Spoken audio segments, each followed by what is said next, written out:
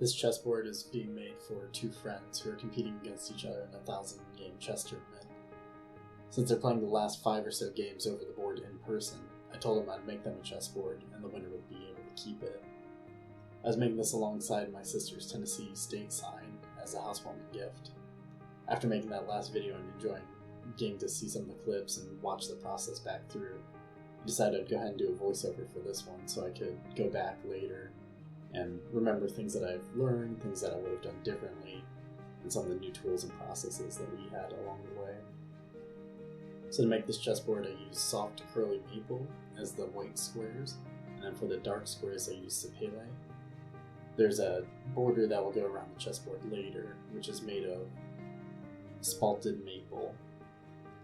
So once all those strips were cut down to 2 inches, I jointed them to make sure the edges were clean, which put them just under 2 inches.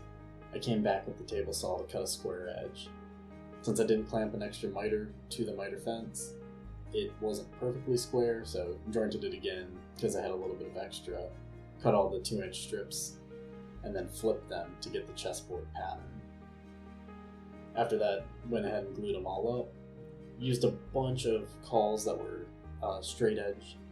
Once those were clamped together, it did a mostly good job keeping everything square, but in the future I need more downward pressure because the last row or two tried to pop up a little bit, and even with all the edges and the cauls on them, it still wasn't 100% square at the end.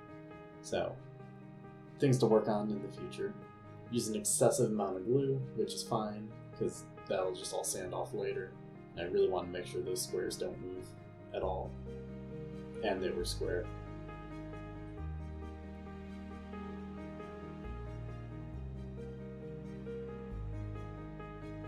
New tool that I bought, found it on Facebook Marketplace for $200. It's a Shop Fox 18-inch drum sander. It had a few problems with it, and I knew that going into it. After bringing it home and looking at it, we found that the chain that raises the crank bed wasn't working, and then the potentiometer for the bed movement speed was just bad. So $20 in parts or so, fixed it, bought a bunch of extra parts just to have for the future. This is the Spalted Maple that I used for the outer border, milled it down to rough size, and then decided to cut a tongue and groove for the chessboard and then for the border so it'd fit together nicely.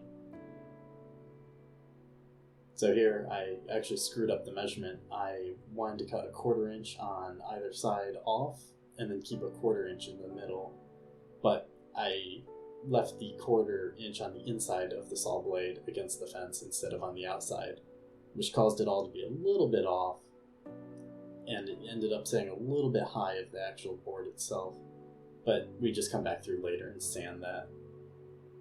Also miscut my length, so I had to come back and cut an extra strip for one of the mitered edges on the board's edge.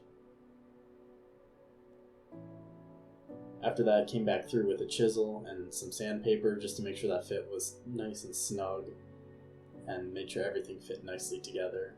A little bit of trimming on one of the miter edges just to bring it down to size, and just a lot of chisel work to get the lip that was left from the table saw and making multiple passes on it. In the future, I'd probably try to use a router and a tongue and groove bit. Once we had all those, ended up gluing it together using Type-On 3. The glue dries a little bit darker, which actually worked out super well for us, since there was a little bit of gap on 1 or 2 of the edges, and with some of the miters not lining up 100%, the glue helped hide that. Ended up coming back through using a little bit of sawdust and glue mixed together to hide some of the extra miter joints. After everything had dried, decided to send it back through the drum sander. After sanding one side down mostly flat, used the drum sander to actually shave off where it sat a little proud of the chessboard itself. Bunch of passes. The clip is actually fairly short relative to how many passes I made. I wasn't taking a whole lot off each time, and each time I went through I'd flip it so it'd take off the part that wasn't inside the machine. Came back to use the random orbital sander to take out all the streaks that were left over from the drum sander and to get everything truly precisely flat. Sanded from 80 to 120 to 150 to 220 grit.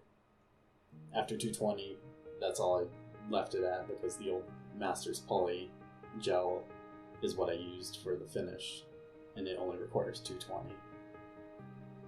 This is a trick that I actually learned from a YouTube video that I'd seen previously. If you print text using a laser printer, you can actually burn that text onto wood, and then once it's sealed, it holds up fairly well. Haven't tried a durability test yet. It takes a little bit of patience and a lot of time depending on how many words you're burning. This took about half an hour, using about 430, I'm not sure if it's Celsius or Fahrenheit, and that's just enough heat that the ink will, or the toner will transfer to the wood, but not burn the wood or burn the paper, which will end up burning through to the wood as well. I typically catalog what it's for, who it's for, the woods used, how much work it took, days, and then the hours to do each step, and then my name, the date completed. After that, I just dusted everything off real fast, and then applied the old Masters Poly. It's always fun getting to watch the grain come out as you wipe it on. And this one had a very, very nice color to it with the curly maple and the Sapele, and then that darker maple on the outside with the black spalting in it.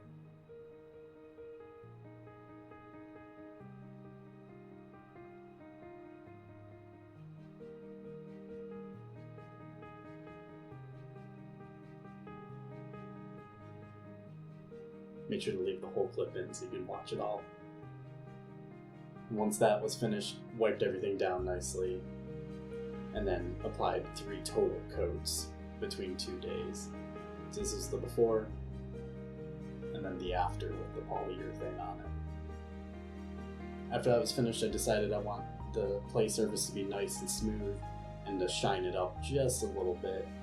So using a paste finishing wax and some cheesecloth, folded over twice, balled it up, and then rubbed a super thin layer onto the top of the chessboard.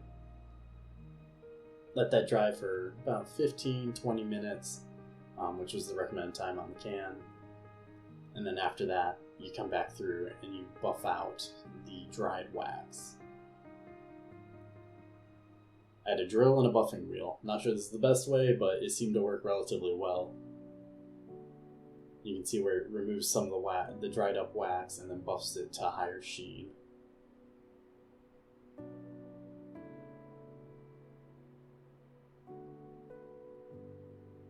This is the before picture, and then after applying the finishing wax.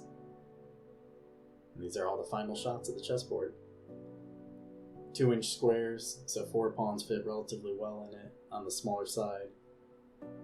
The spalted black maple looks great, and you can see some of the iridescence and the curliness in the curly maple. And the Sapele shines very, very nicely. Thanks for watching.